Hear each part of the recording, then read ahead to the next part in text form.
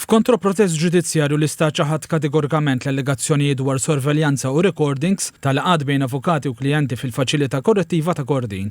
Il-kontroprotest wassal jiem wara li l-Kamra tal-Avukati ħabret direttiva biex it-tnejn l-avukati assjenu milli jattendu seduti fil-qorti.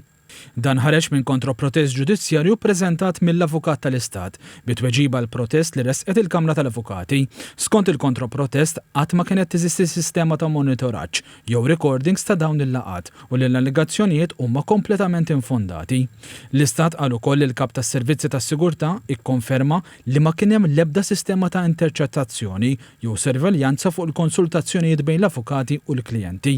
Il-kontroprotest ġie preżentat wara li l-Kamra tal-Avukati qalet li l-allegazzjonijiet għajmu tħassib serju dwar il-privileġġ professjonali bejn avukat u klijent u ordnat lill membri tagħha biex it-tnejn ma jattendux is-seduti fil-qrati ħlief każijiet urġenti.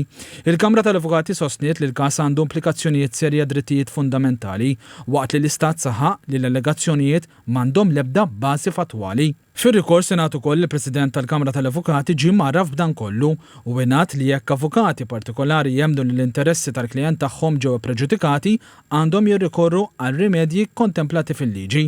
Madankollu ġie sostnut li xejn minn dak allegat mhu fondat. L-Avukat tal-Istat appella lill-Kamra tal-Avukati biex tkun kawta ħafna fil-konklużjonijiet u d-dikjarazzjonijiet pubbliċi li qed tagħmel għaskonti wkoll għandha responsabbiltajiet lejn l-Amministrazzjoni tal-Ġustizzja f'Malta.